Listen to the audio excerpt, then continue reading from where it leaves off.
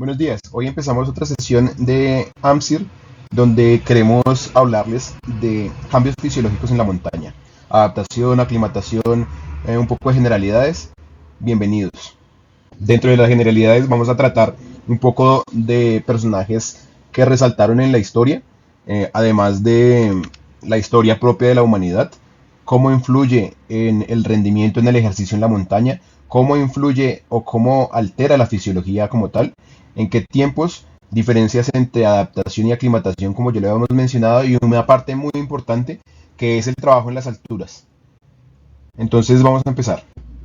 Cuando hablamos de la fisiología de la altura, a todos se nos viene a la cabeza el doctor Paul Bert con todos sus reportes y descubrimientos que enriquecieron el conocimiento de este ambiente extremo.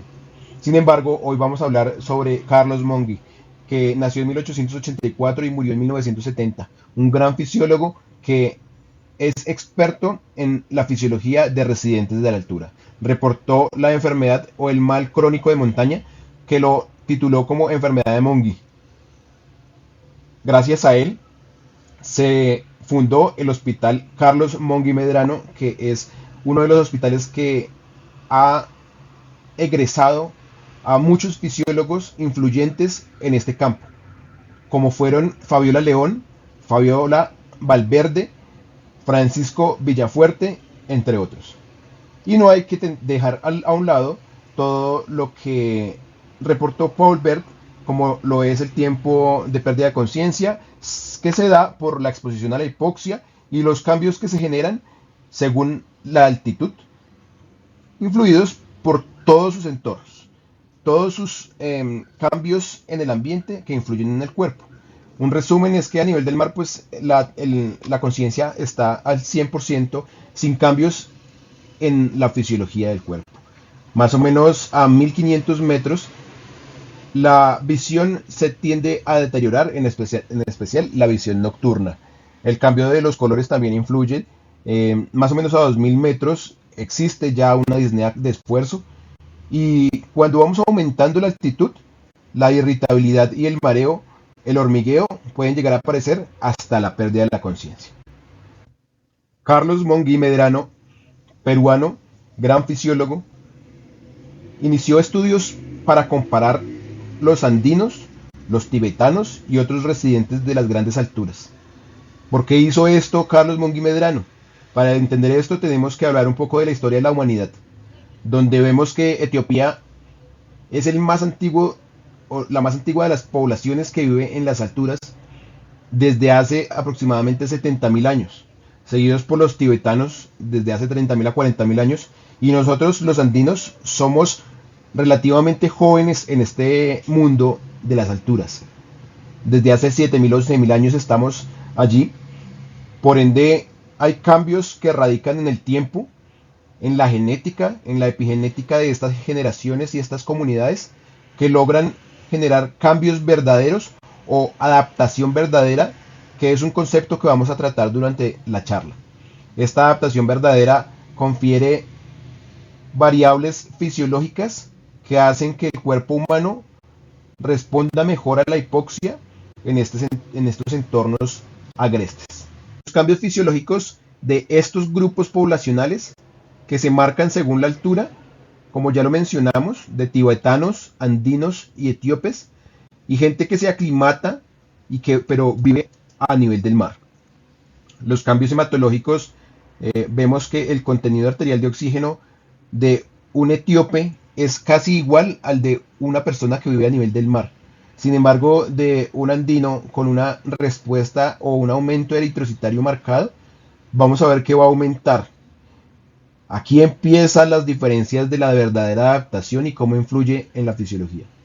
El volumen de sangre en los etíopes no ha sido muy reportado, como en muchas otras variables, por falta de investigación, pero vemos que en los andinos está mucho más alto que en el resto. La hemoglobina ante una respuesta generalmente aguda, llamémoslo así, dentro de este contexto de civilizaciones antiguas, vemos que va a estar mayor a 22, pero los etíopes van a tener una hemoglobina de 15 a 16, casi igual que la de un residente de nivel del mar.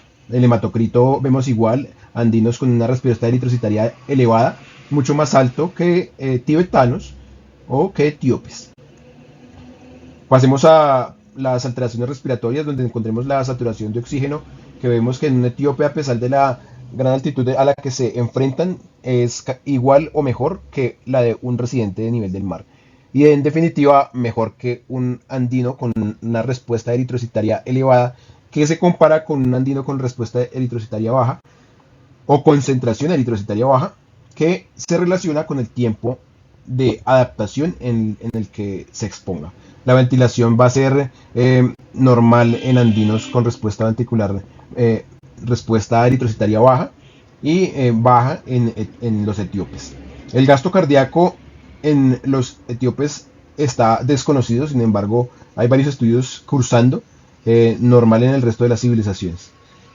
Y entre otros muchos variables que vamos a ir tratando durante la charla, esta tablita se las quería traer como para que vean que sí hay una diferencia según las poblaciones que han vivido durante toda la historia de la humanidad, y que esta adaptación verdadera, como lo narra el libro de West del 2017, que es un libro que se desarrolló con bases de la evidencia científica y está totalmente recomendado.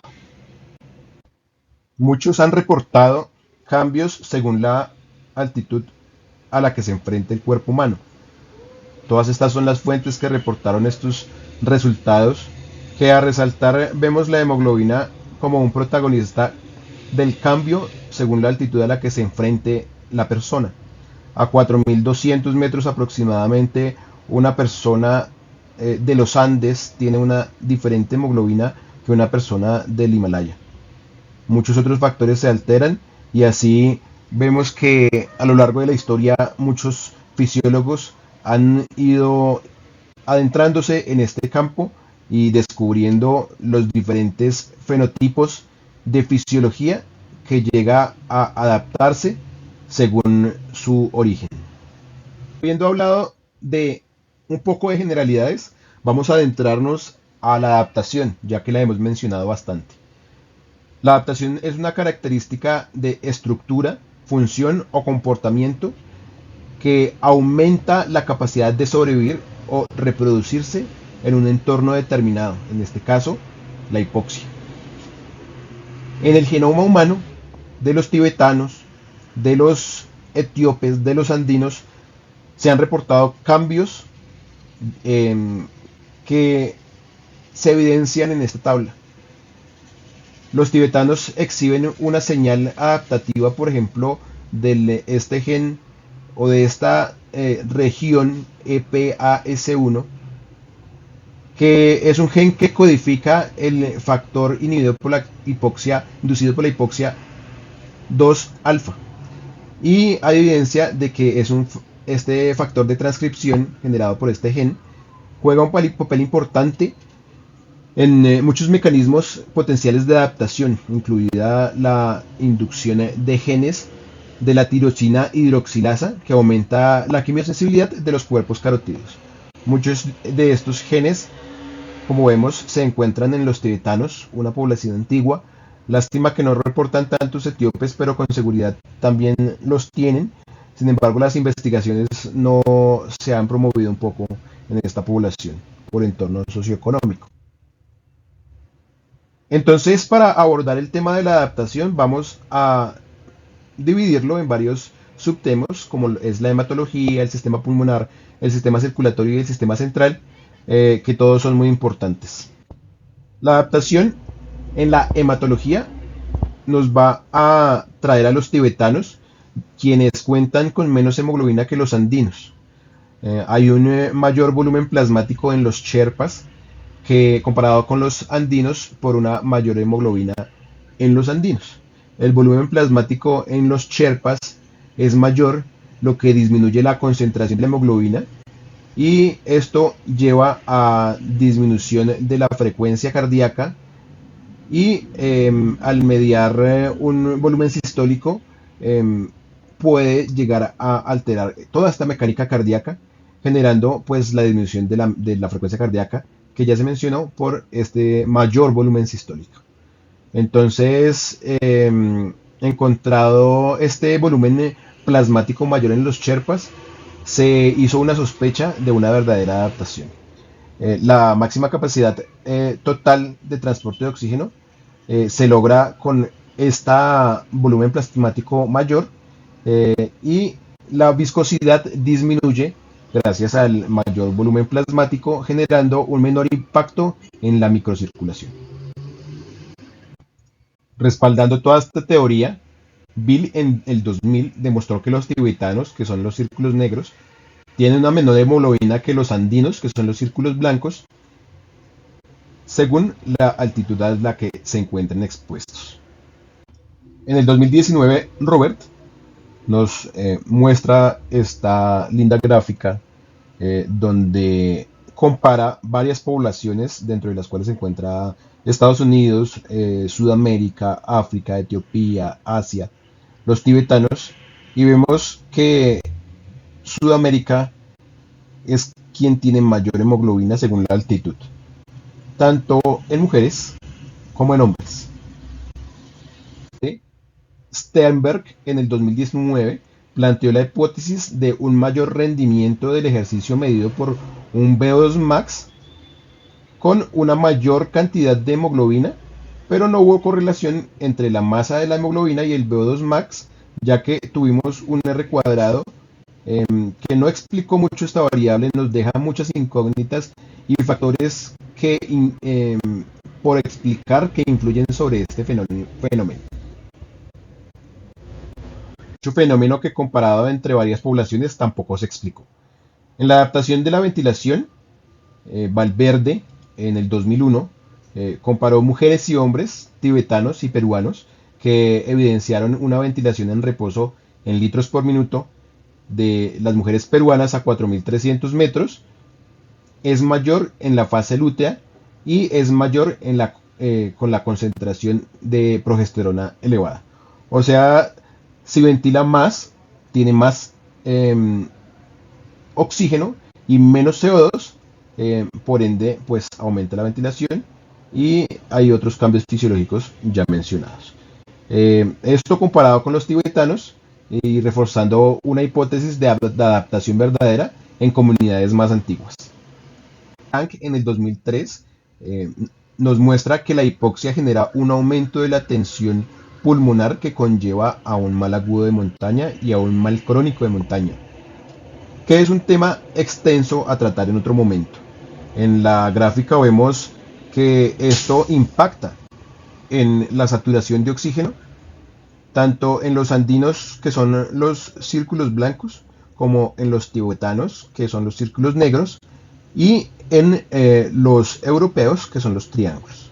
Vemos que hay menos tibetanos con menor saturación que andinos. Por ende, la altitud impacta directamente en la saturación de oxígeno, como le reporta esta gráfica.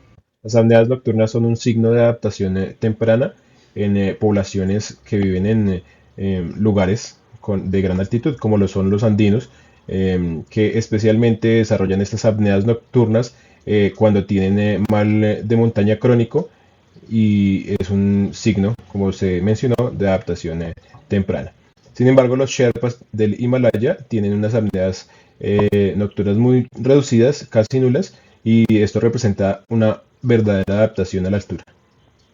En el sistema pulmonar, específicamente en la circulación pulmonar, vamos a ver que la vasoconstricción va a reinar por una respuesta a la hipoxia que se genera dado un aumento de la presión arterial pulmonar.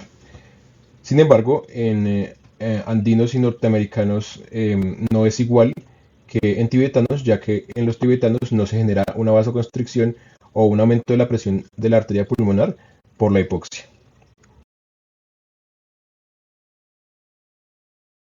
En el sistema circulatorio vamos a encontrar que el flujo sanguíneo cerebral va a aumentar en la respuesta a la hipoxia para asegurar una oxigenación cerebral adecuada. Los Sherpas y los tibetanos preservan este flujo sanguíneo cerebral y va a conferir una resistencia única al daño neurológico cuando estas personas se exponen a altitudes mayores a 8.000 metros, cosa que no está configurada en personas como los andinos, que este flujo sanguíneo cerebral va a disminuir cuando están a nivel del mar un 20%, lo que confiere un aumento de la viscosidad por el mismo aumento de la hemoglobina que ya habíamos hablado.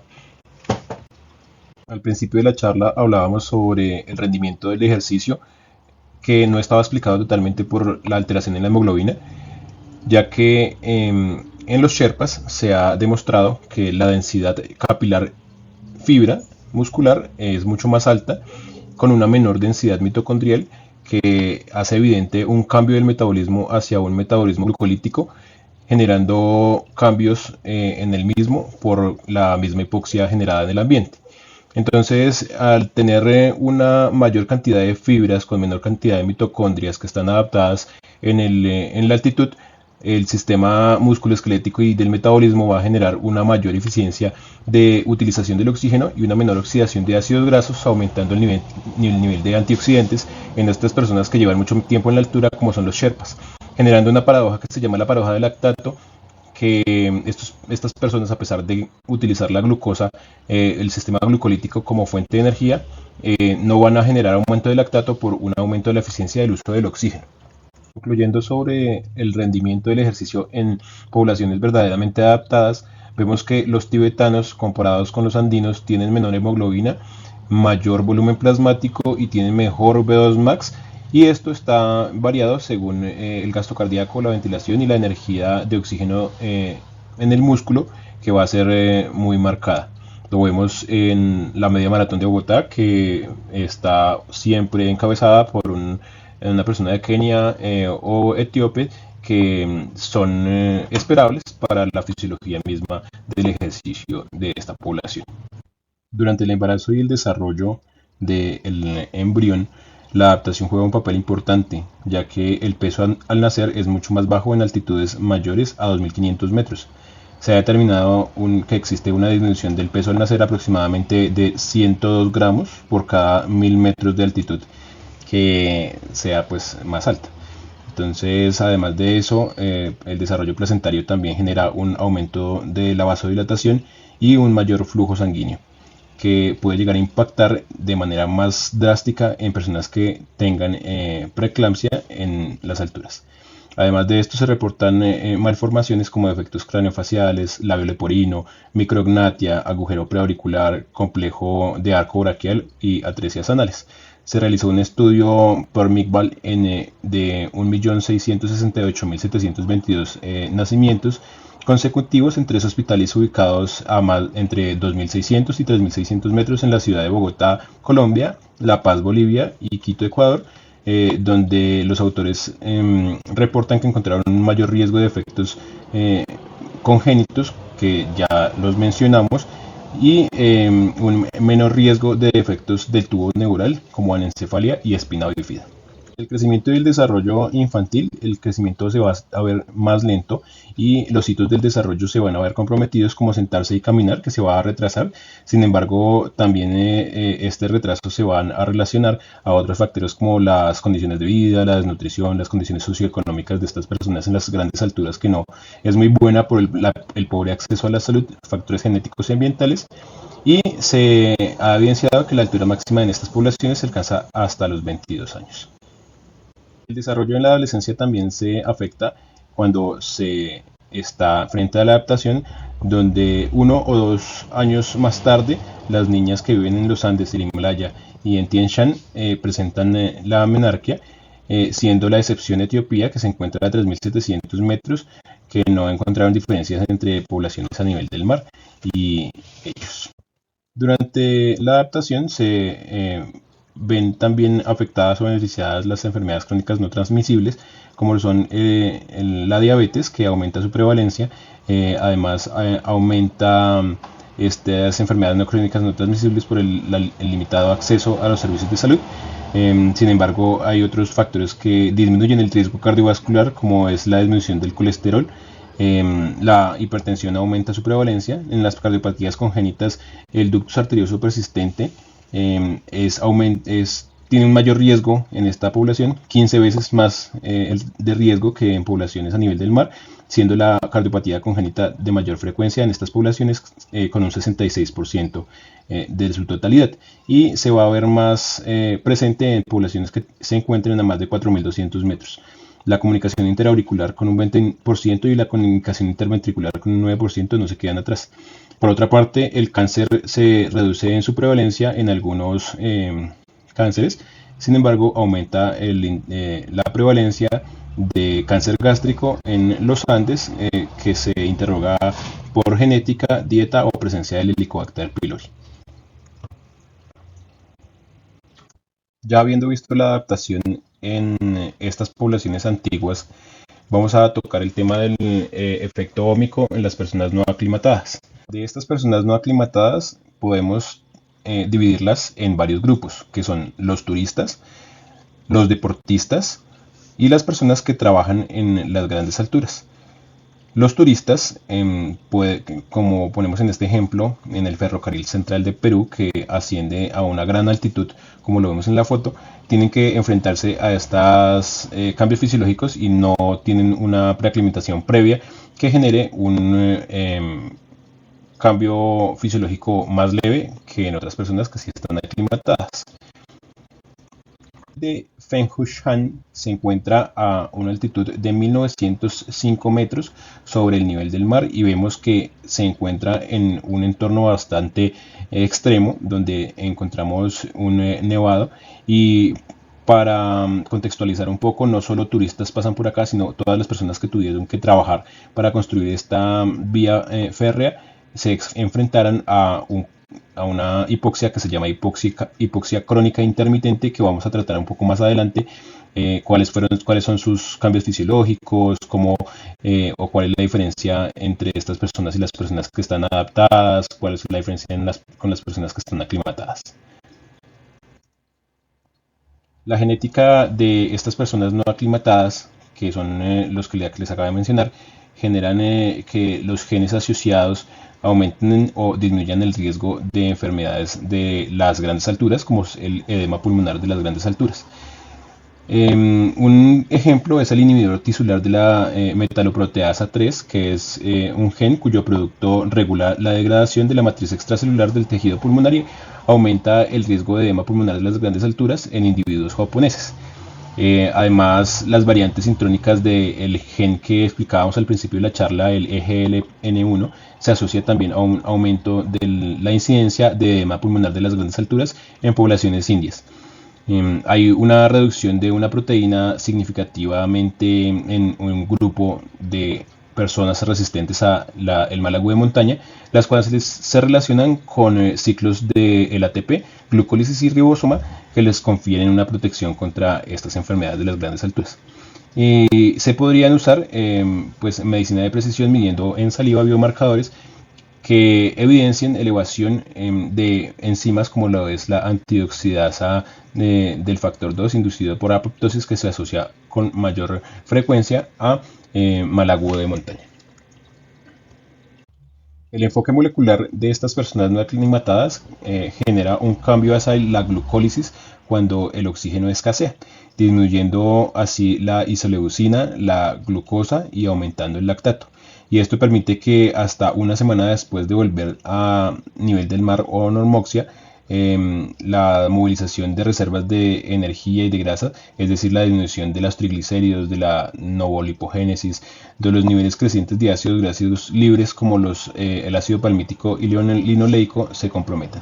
Además, la producción de 2,3-bifosfoglicerato, que está directamente relacionado con la curva de disociación de la hemoglobina, impacta en los eritrocitos, generando que una regulación alostérica negativa en la afinidad a la unión de la hemoglobina, y genera que el oxígeno se dificulte para entregar a los tejidos, por lo que aumenta la eficiencia indirecta del uso de este oxígeno, que no se va a ver tan eficiente como se ha visto en la aclimatación, a medida que se aumenta la altitud. Además, se mantuvo en niveles elevados por encima de 16 días y se asoció con unas concentraciones de adenosina en plasma y una actividad de CD73 soluble. Este 2.3 bifosfoglicerato que explica muy bien el mecanismo de la disociación de la hemoglobina en estas personas. Por ende, se confiere una susceptibilidad mayor para edema pulmonar de las grandes alturas con una alteración metabólica de varias rutas, como lo es ruta de la valina, de la lisina, isoleucina, del ácido glutámico, la creatinina, entre otros, que van a aumentar dicho riesgo. Entonces vamos a dejar hasta acá para abordar el tema de hipoxia crónica intermitente en la próxima charla y vamos a dejar las bases ya de adaptación de cambios genéticos y metabólicos de las personas no aclimatadas pero que se exponen frecuentemente a la hipoxia, quiero que se queden con este término de hipoxia crónica intermitente, que es lo que vamos a tratar en la próxima charla. Esta es la bibliografía que se usó para la charla que se dio el día de hoy. Agradecemos su participación. En ese código QR van a poder descargar la fuente bibliográfica y muchas gracias por estar en esto. Esto es AMSIR Group. Nos pueden encontrar en las redes sociales, en Instagram. Este es nuestro correo electrónico y nuestro canal en YouTube para que vean otras charlas y nos vemos en la próxima.